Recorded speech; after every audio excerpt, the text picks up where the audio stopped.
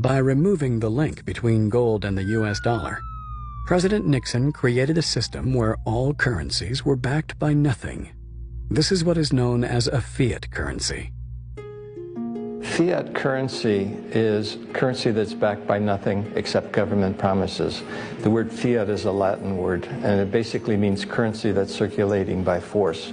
If people have confidence in that currency, and if there's enough government force, that will enable the currency to circulate for a period of time until people lose confidence in the currency. Governments have a right to declare something of no value to be money, and you must accept it. That's really the problem, and it's still the problem today. It's destroying the economies of the world. With currencies no longer backed by anything real or tangible, their value was measured only in relation to each other. When the U.S. government needs money, it takes out a loan with the Federal Reserve. The Federal Reserve prints the currency required for the loan, and in return receives an IOU from the U.S. Treasury. These IOUs are called government bonds. With the money provided from these loans, or bonds, the U.S. government pays its bills and obligations. Meanwhile, the U.S. Treasury and the Federal Reserve work closely together to sell these bonds at auction, where foreign central banks, pension funds, and even individuals buy these U.S. government loans. And why wouldn't they? Loaning money to the U.S. government is virtually a risk-free investment. But if the loans are spent on bills and paying off previous loans, where does the government get the money to pay back the current loan and the interest that is charged on it? Is investing in a U.S. government bond simply one small part in a giant Ponzi scheme? The Federal Reserve System is definitely a Ponzi scheme. There's no question about it. They go through the appearance of lending money to the governments, and the governments agree to pay back the money plus interest. Under the current monetary system, we borrow all of our currency into existence, and we promise to pay it back plus interest.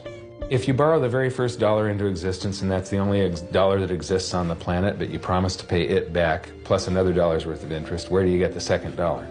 The answer is you have to borrow that. It's a Ponzi scheme because you can never pay it off. It always requires that we go deeper into debt. Since 1971, the United States has been running trade deficits with the rest of the world, meaning we've been buying a lot more products from the rest of the world than they have been buying from us. The Japanese and Koreans sell us cars and electronics. The Middle East sells us oil. And the Chinese sell us seemingly everything on our Walmart shelves.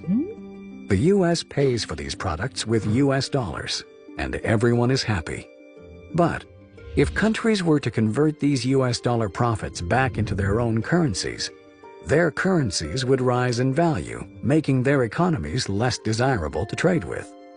Instead, countries invest their dollar profits by buying U.S. government bonds.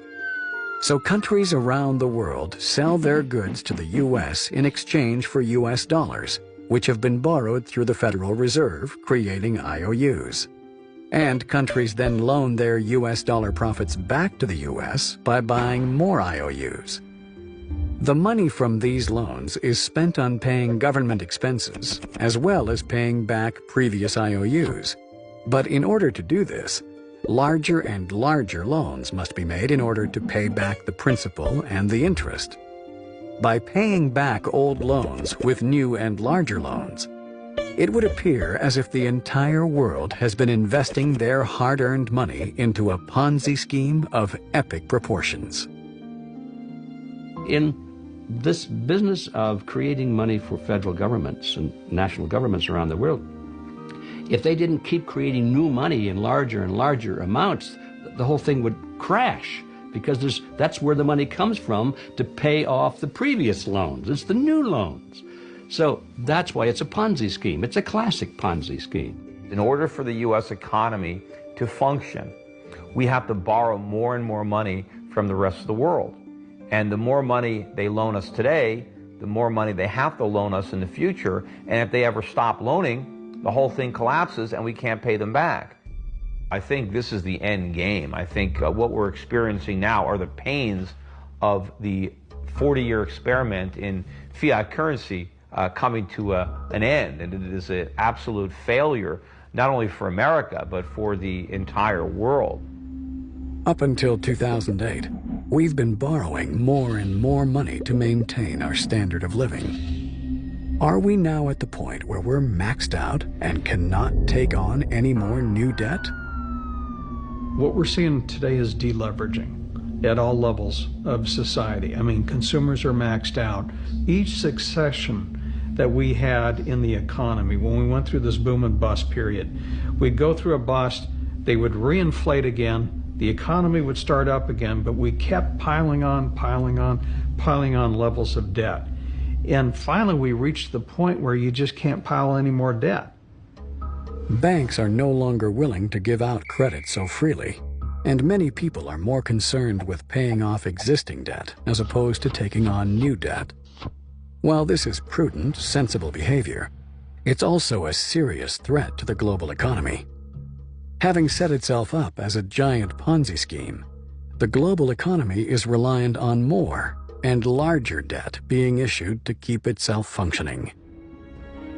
If you try to just live within your means and get by with just the amount of dollars that we have today, paying the interest on them collapses the currency supply. And so we continually have to borrow more units of currency into existence every month than we extinguish by paying off debt. Politicians and pundits talk about living within our means and paying down the debt. You can't do that without collapsing the entire economy. It would just vanish into this black hole.